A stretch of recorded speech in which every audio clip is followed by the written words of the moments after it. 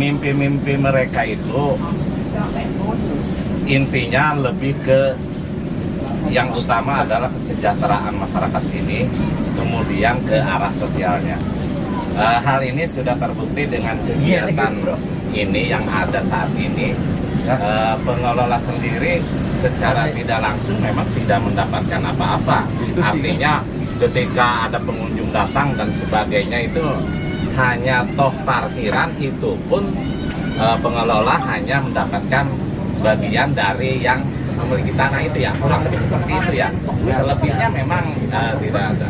Kemudian mimpi lain juga termasuk mimpi Kang Agus dan saya pengen Pak Purwo di sini katakanlah ke depan untuk menunjang ini, kira-kira si pengunjung itu ketika datang ke sini kemudian pulang itu ada membawa ciri khas ini, sehingga saya kepikiran pengen membuat satu katakanlah kampung Trigona, Pak Koordinator Penyuluh, sebagai di sisi lain pakannya mendukung kegiatan teman-teman pengelola sebagai katakanlah untuk ini selfie dan sebagainya, padahal secara tidak langsung itulah pakan Trigona sebenarnya. Makanya tadi dengan Pak Kaswin selaku Koordinator Penyuluh, beliau menargetkan bahwa beliau punya 10.000 bibit untuk terserap semua, ya begitu ya Pak.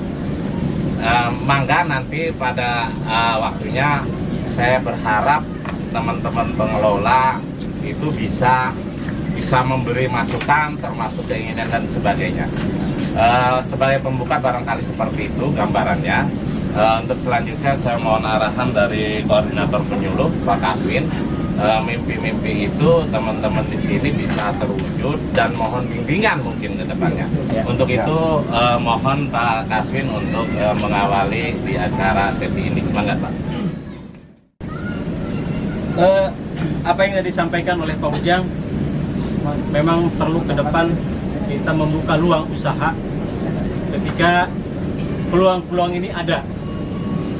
Salah satunya kami dari Satpol Indramayu sekarang lagi membuka budidaya AMP, di mana untuk 10.000 tanaman itu diberikan kepada Kabupaten Indramayu, Pak. Maka kami tadi ngobrol sama Pak Ujang tolong ini harus bisa terserap dengan jumlah sekian banyak, gitu kan? Ini gratis, Pak. Ini gratis. Cuman mungkin nanti dalam pengambilan bunga AMP itu Bapak mengambil sendiri, gitu ya. Terutama tim-tim Cile sini pengelolanya. Bapak ngambil sendiri. Bapak di sini siapkan tempat yang sedemikian rupa atau ditatalah untuk selfie dan segala macam, karena bunga AMP itu sangat indah. Sangat indah, bisa ditata sedemikian rupa. Kalau nanti ada pengunjung, ada tempat selfie dan sebagainya, ini akan memperindah wisata ini. Mudah-mudahan wisata yang ada di sini berkembang lebih baik menuju peningkatan ekonomi kerakyatan. Ini pada dasarnya kami dari Satpol Indramayu ada beberapa hal yang perlu Bapak ketahui semua, bahwa Bapak Gubernur Jawa Barat pada bulan-bulan yang lalu telah meluncing kegiatan budidaya lebah Trigona dengan catatan ingin Jawa Barat menjadi lumbung madu di Indonesia, gitu Pak. Ini sudah diluncurkan. Makanya kami ini diminta kontribusinya oleh Bapak Gubernur, satu orang 1.000 pohon. Maka terkumpullah untuk wilayah Indramayu 10.000 pohon. Sekarang udah mulai ada yang tumbuh dan insya Allah mungkin akhir Desember bisa terlaksana, bisa menyebar ke daerah-daerah. Kedua, kalau memang untuk peningkatan ekonomi produktif, kedua yang sudah diluncing yaitu budidaya jamur tiram. Karena salah satu dua kegiatan ini, dua produk ini pada saat pandemi ini tidak, kasarnya tidak merosot penghasilannya, Pak. Bahkan untuk harga jamur di wilayah Indramayu ini cukup fantastis, Pak Kades. Karena wilayah Indramayu harga jamur itu stabil 12.000 per kilo. Kalau untuk sementara untuk wilayah selatan dan wilayah Subang ke sana itu harga jamur itu fluktuatif. Harga jamur itu. Kalau di sini bagus, saya angkat jempol. Ini hanya 12.000 per kilo. Mantap, Pak. stabil Pak, tidak ada turun.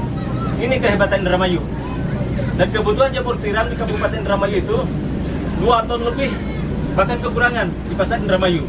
Itu tolong nanti Bapak kalau memang berkeinginan untuk meningkatkan pengembangan ekonomi produktif melalui budidaya jamur tiram atau budidaya lebah trigona, ya. Karena kalau budidaya lebah trigona itu kita tidak memerlukan biaya yang sangat tinggi Pak. Kita cukup 1 kali tanam, menanam tanaman bunga-bungaan sebagai pakan. Di mana jenis trigona itu ya kita santai usahanya Pak, usaha bari cicing lah, usaha sambil duduk. Kenapa? Karena dengan ada bunga-bungaan sebagai pakan, sebagai nektarnya, ya itulah itunya. Jadi gampang, sangat gampang sekali.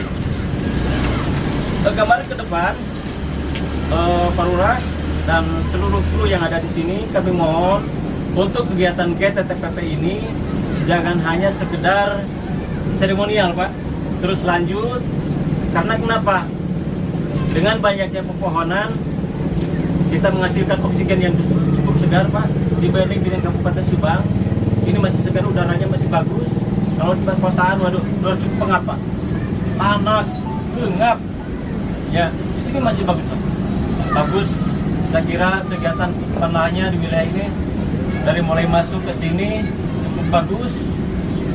Artinya masyarakat di sini suka menanam gitu.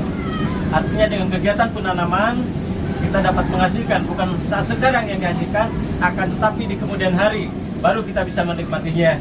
Seperti yang disampaikan oleh Pak Ujang, bahwasanya kita belum kenal, tak kenal kata sayang itu,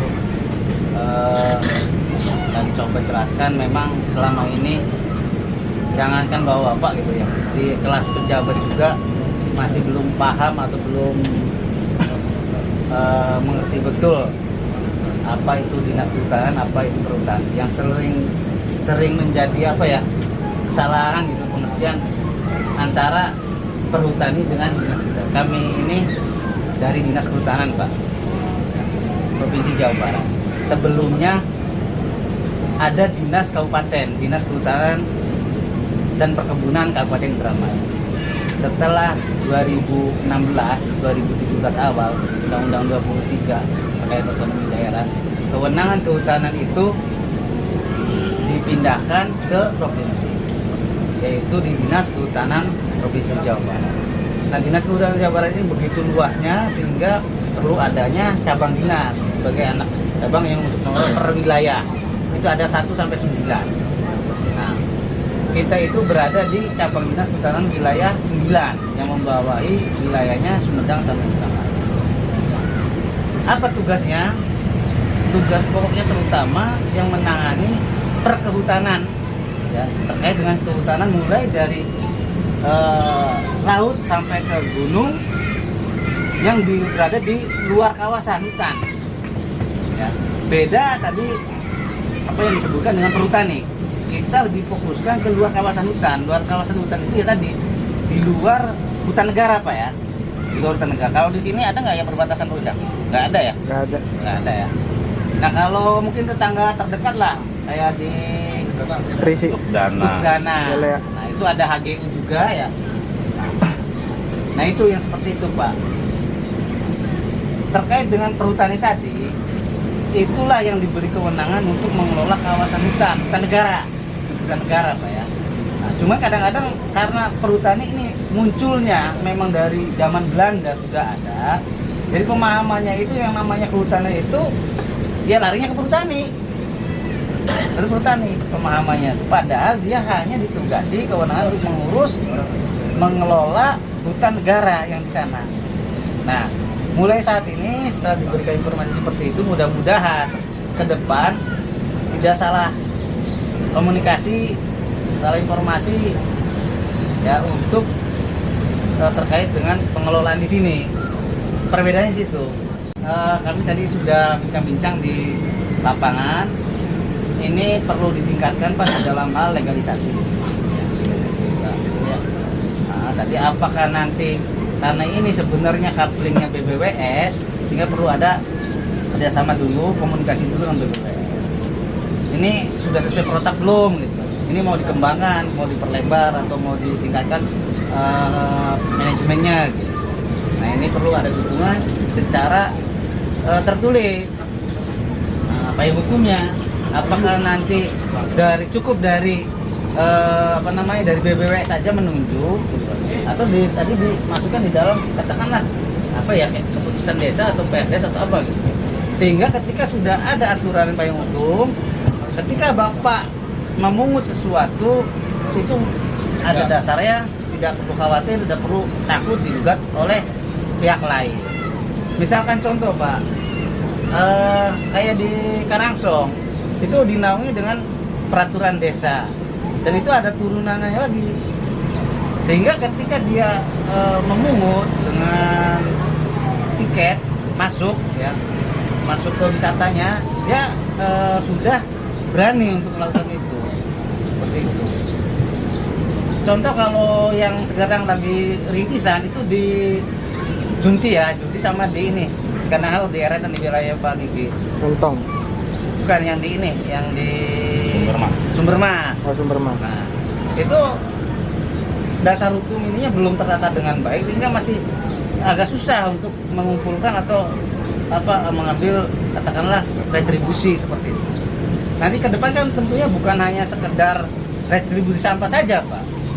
Harapannya pengelola juga ada peningkatan ekonomi di situ kan. Nanti kan berarti ada tiketing pengunjung seperti itu. Dengan tiketing pengunjung itu dikembangkan lagi memfasilitasi yang lain. Jadi ini sudah cukup bagus, tinggal bagaimana nanti melegalisasi yang ditunjang dengan aturan-aturan yang ada. Barangkali nanti Pak Guru bisa memfasilitasi gitu, atau dengan juga kita ketemuan duduk bersama. Insya Allah nanti kalau memang ini kita fasilitasi melalui Pak Ujang, kita bantu untuk dengan BBWS-nya Pak, dengan BBWS-nya, karena kami juga sudah melakukan koordinasi dengan BBWS, ya, sehingga bisa lah kita dorong, kita bantu, barangkali perlu bantuan informasi terhadap mereka. Dan selanjutnya saya sangat setuju tadi itu masalah ini tanaman penghijauan atau apa, saya sangat setuju lah. Dan mungkin berdampingan dengan pertanian juga ya sama setuju Pak. Artinya itu untuk mengantisipasi seperti kalau banyak tanaman berarti kan banyak ini Pak, udara yang segar atau apa, daripada daerah-daerah gersangan sulit lagi itu. Dan saya tekankan, saya sarankan terhadap Bapak Kubu, karena ini ada kepala desa, jadi harus dibikin perdes Pak, supaya enak nantinya Pak. Jadi jangan sampai udah rame banyak yang minta Pak, tapi kalau udah ada perdes ya insya Allah lah kan ada kekuatan. Kita benahi dulu, kata Pak Asep, yaitu supaya legalitasnya tuh supaya ditempuh, karena ya kemungkinan dari awal untuk merintis untuk ke sananya, jadi supaya ketika sudah rame atau menjadi taman wisata ya udah nyaman. Ini tuh udah nyaman. Jadi kan bukan saya ingin menguasai atau bagaimana tidak. Saya juga sangat setuju karena supaya ada legalnya, supaya ditempuh. Ayo demi kemajuan Desa Cibeber, kita bersinergi, kita bareng-bareng. Bangga dikelola dengan mungkin lah, jangan berpikiran yang tidak. Saya lebih, makanya saya tuh dari sini sudah berkembang mengejar sana juga.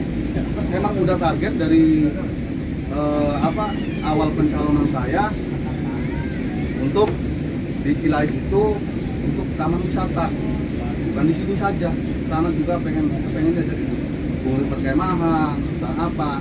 Itu juga sangat membangkitkan atau menumbuhkan ekonomi masyarakat kita, karena biasanya orang biasa dagang es, lalu dagang es, biasanya mulai ngoyos, bakal beli ngoyos atau tandur penghasilan sehari-harinya itu kan satu tahun itu 2 musim. Jadi kalau ada taman wisata begini, ya insya Allah ya ikut ada gorengan atau apa, kan bisa menumbuhkan ekonomi. Saya sangat setuju. Maka ayo pihak kelola sama saya sebagai pemerintahan, ayo Mas Nir, apa yang harus kita tempuh? Maka bukan ingin wah nantinya dikuasai oleh desa, enggak, supaya ini taman ada payung hukumnya. Dan saya alhamdulillah sudah bicara sama dewan. Kemarin ada undangan resmi dari dewan untuk ketemu sama pihak dinas pariwisata, tapi alhamdulillah sampai sekarang belum, karena kemungkinan pihak pariwisatanya ada di Jogja, di luar kota, jadi tertunda. Jadi ya sekali lagi ayo kita bareng-bareng kalau untuk menjaga taman sama pengelola atas nama warga sekitar mengucapkan banyak terima kasih atas segala partisipasinya, yang mana pada hari ini kita semua bisa bersama-sama berkumpul dalam pelaksanaan penghijauan penghijauan. Memang kalau untuk saat ini penghijauan memang kita belum tepat dalam artian karena musim penghujan juga belum. Yang kedua, kayak aliran sungai juga sebenarnya sekarang kan lagi pengeringannya Pak. Biasanya setahun sekali kan sebulan. Kemungkinan ya nanti ganjil lagi biasanya tanggal 1.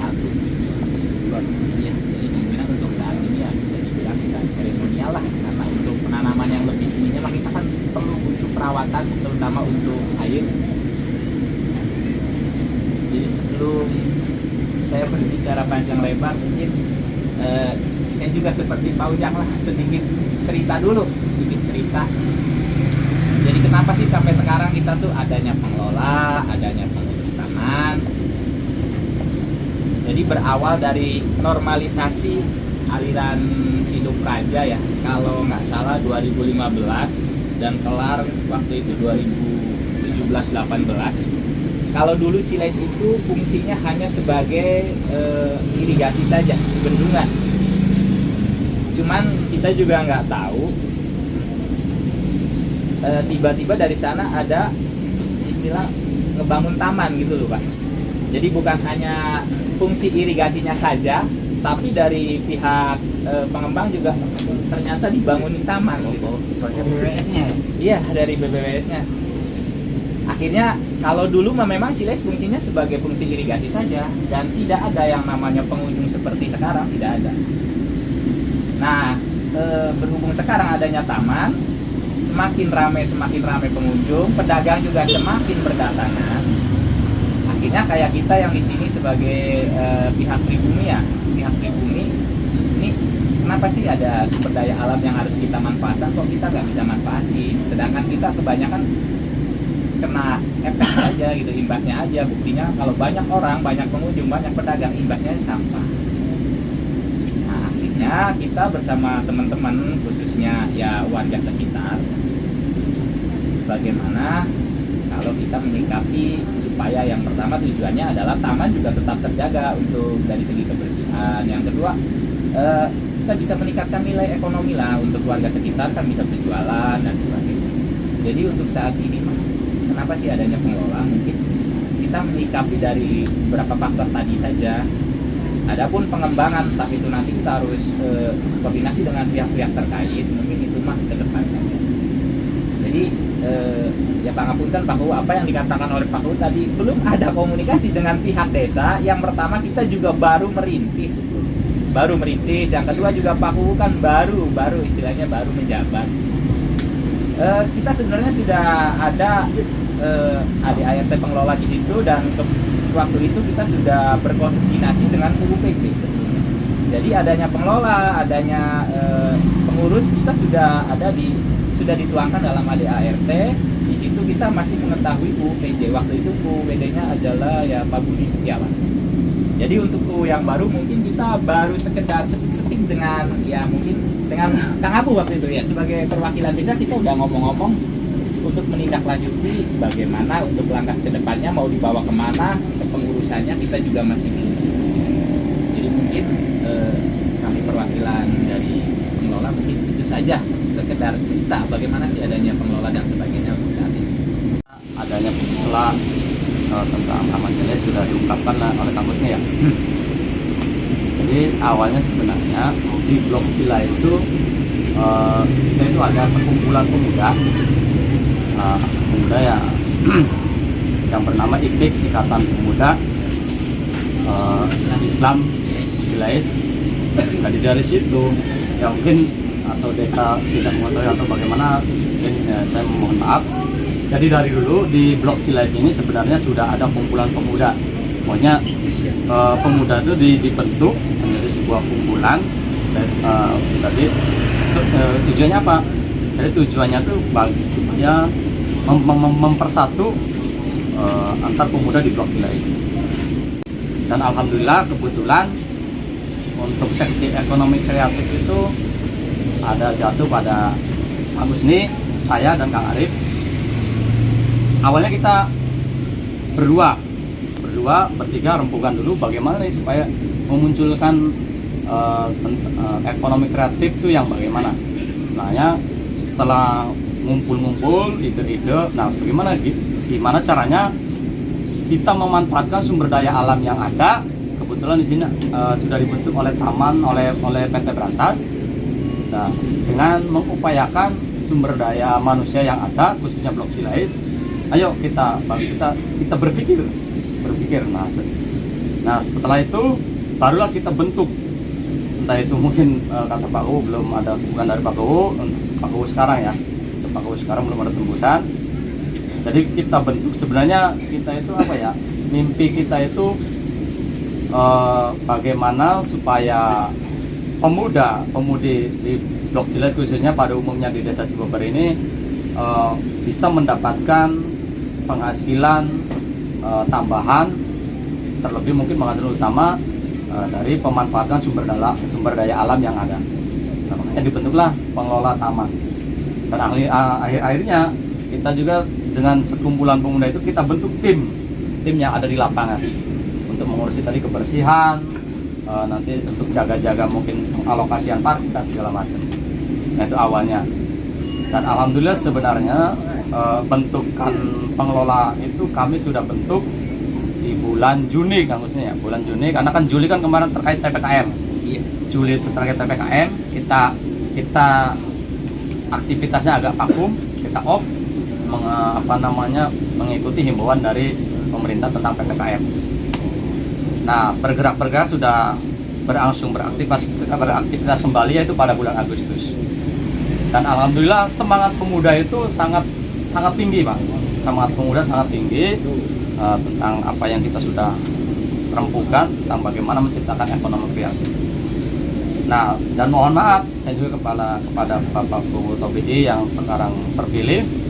Ya, kami sebenarnya belum sempat secara resmi untuk mengadakan forum diskusi dengan Bu terpilih sekarang, karena mungkin acuan kami untuk berdiskusi dengan pemerintah desa yang terpilih sekarang, kami harus kumpul dulu yang ada dari tim kreatif, yaitu pengurus taman dan pengelola taman. Kita pengen mana jadwal ngumpulnya kapan gitu. Nah, ternyata karena mungkin masing-masing punya kesibukan, jadi belum ada waktunya untuk pas kumpul untuk berbicara langsung secara resmi dengan kepala desa terpilih sekarang. Tetapi sebenarnya kita sudah kisi-kisi memberikan informasi kepada pamong desa yang Kang Abu juga alhamdulillah juga rekan saya, sahabat saya juga, saya sempat mengutarakan atau greenhouse kecil-kecilan lah. Dari situ nanti saya dan kami dengan tim pemuda di situ nanti ada percontohan tanaman dari spesifikasi tanaman atau hama penyakit yang bakal menyerang tanaman tersebut. Saya punya keinginan seperti itu untuk membuat semua lab kecil-kecilan.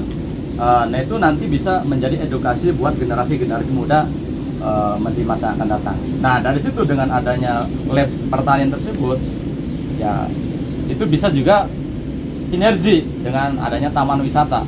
Jadi tidak cuma bisa menikmati keindahan taman di Cilais dengan adanya tadi tanaman AMP. Nah, di bidang pertanian saya juga berusaha untuk memberikan edukasi kepada generasi muda. Sebenarnya seberapa pentinglah pertanian itu buat generasi muda. Jadi di situ nanti ada edukasi bagaimana bercocok tanam yang baik, bagaimana tadi dengan pengendalian hama penyakitnya. Di situ itu keinginan saya tentang agrowisata. Nah, nanti itu bisa dijadikan agrowisata ke depannya. Ini sebenarnya mimpi entah itu nanti bagaimana kejadiannya, tetapi itu mimpi sebenarnya, mimpi. Dan alhamdulillah saya nyambung kepada Pak Ujang kemarin berbicara udah panjang lebar.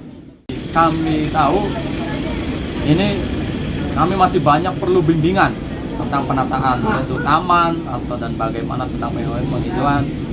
Nah, makanya kemarin saya juga ngobrol sama Pak Ujang punten. Saya kalau ada akses tentang yang mungkin dinas terkait tentang pertanian, saya juga itu mimpi saya dan rekan-rekan itu katanya basicnya juga pertanian, pengen mengembangkan dari sisi pertaniannya. Dan terlebih nanti bisa menjadi agrowisata terkait dengan taman wisata dan bumi perkemahan.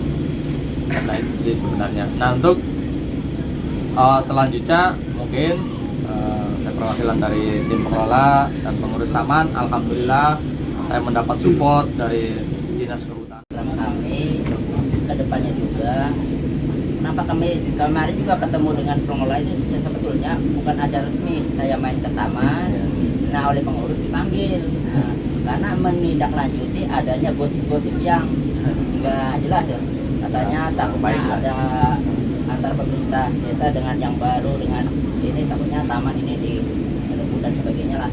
Nah untuk menyikapi itu kami akhirnya jelaskan bahwa kami tidak ada niatan untuk merebut atau membuat atau pengelolaan yang baru atau sebagainya, kami tidak ada niatan. Justru kami dari pemerintah desa menginginkan bahwa yang ini ayo dikembangkan bersama, ayo dibesarkan bersama, bukan kami saling menjatuhkan. Tinggal kata kami, ayo tinggal diurus badan hukumnya. Takutnya apa? Mereka yang berjuang, kemudian hari ada orangnya otaknya lebih mampu, nanti ikut kata orang ini ikut. Nah itu yang saya khawatirkan. Mereka yang capek untuk kalau biasanya kalau orang yang babak-babak, yang pemula, capeknya luar biasa. Tapi yang ikut, yang merebut itu sangat mudah sekali. Dikala punya kemampuan skill, punya ekonomi yang mampu. Nah yang kami takutkan seperti itu. Makanya kami dengan pengelola, ayo jangan hanya kalau tingkatnya blok itu kalau itu belum memuaskan. Bukan, seandainya kamu mengelola yang luar biasa ini, ada investor yang sedangkan kamu di sini belum ada likuiditasnya, otomatis dengan sendirinya akan hancur. Apalagi dengan keadaan keterbatasan masyarakat di sini, maka kami sarankan ke itu, ayo bareng-bareng kita atur likuiditasnya, kita atur badan hukumnya supaya aman ke depannya. Kedua, impian kami juga dari pemerintah desa itu cita-cita kami, bukan cita-cita sebenarnya. Taman Cilais ini dulunya itu tempat bumi perkemahan tingkat kabupaten, Pak, bukan kecamatan lagi, bukan itu lagi, itu tingkat kabupaten, baik dari Algebis sampai ujung, dari ujung sampai ujung. Kalau angkatan bapak mungkin pernah kemah di sini, Pak, karena ada kejadian yang di luar dugaan. Itu ada kejadian hanyut alam itu sebenarnya akhirnya kan disalahin alam, padahal itu di luar keamanan, Pak. Mereka susur sungai tanpa pengaman, tanpa pakai pot, Pak, sepatu single itu. Akhirnya dia bertanam betul-betul. Yang disalahin alam. Nah dari detik itulah akhirnya dilarang bumi perkemahan. Kami waktu itu kecil waktu SMP ya, SMA lah. Kami sama teman-teman sempat berencana bagaimana sih cara menghidupkan kembali bumi perkemahan tersebut. Kalau dulu mah indah, Pak, adanya cemara-cemara yang luar biasa, adanya tanaman itu di sungai itu tanaman, Pak. Makanya kami ke depan saya harapkan ke dinas kehutanan dan dinas-dinas yang terkait, ayo kalau saya harapkan supaya bumi perkemahan itu kembali seperti yang dulu, ya otomatis harus ada penghijauan. Kalau nggak ada penghijauan, siapa sih yang mau kemah di tengah lapang? Makanya kami ke depan, harapan kami baik dengan dinas kehutanan, dengan dinas yang lain, dengan lingkungan hidup, harap kerjasamanya Pak ke depannya, dan minta bimbingannya dan minta dukungannya lah. Syukur-syukur ya dukungan segala macam Pak, dari bimbingannya, dari finansialnya, dari segala macam, karena kami di sini keterbatasan kemampuan Pak, keterbatasan tentang pengolahan. Alhamdulillah kami juga sudah ketemu dengan Dewan Pak, kemarin udah ngobrol bareng dengan Dewan, dengan Pak Kuwu. Dia juga mau diketemukan dengan kepala dinas kehutanan Pak ke pariwisata Pak. Kemarin juga kepala dinas kelautan perikanan sudah datang sini Pak. Langsung aja, terima kasih Kang Ujang memberi kesempatan kepada saya. Isi sedikit sharing aja dari saya Pak ya, punten ya, aku punten, Andin, punten, saya ya, sebenarnya nggak begitu banyak juga pengalaman yang saya punya dari sharing berbagi saja. Tadi yang seperti Pak Sen omongkan terkait tempat wisata yang kayak Supermas, kita ya. Jadi yang patut kita renungi bersama nih depannya demi kita semua juga ya, demi warga desanya, demi itu desa gitu kan, bisa dibicarakan gitu ya.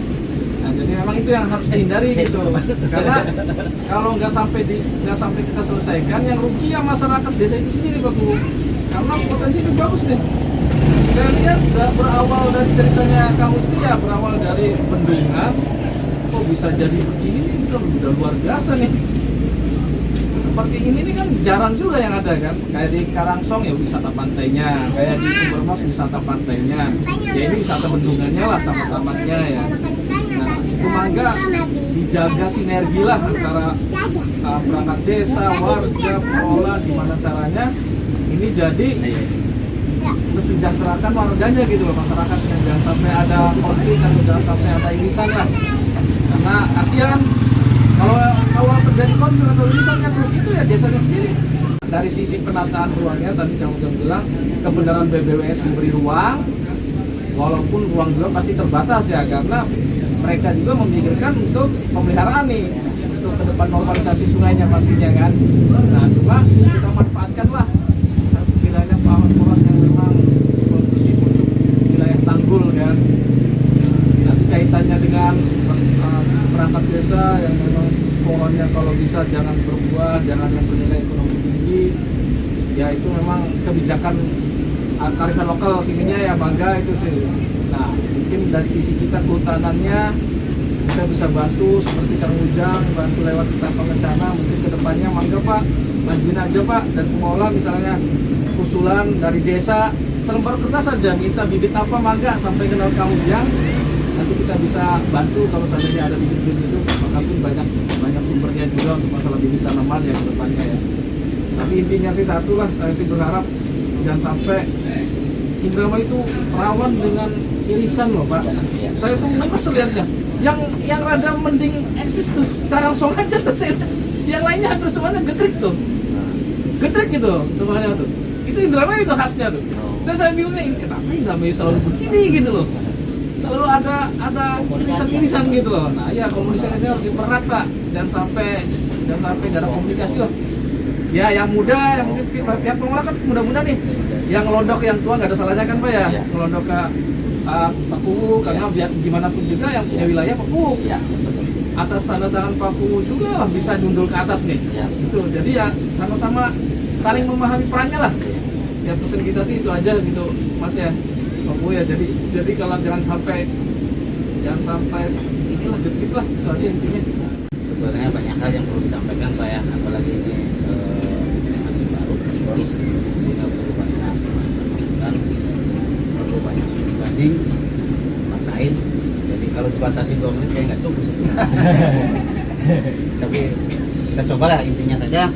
Seperti yang awal saya sampaikan, mohon maaf, saya lebih cenderung basic dulu Pak, disusun dulu legalisasi yang kan tanpa legalisasi yang jelas apapun bentuknya ini dianggap liar Pak.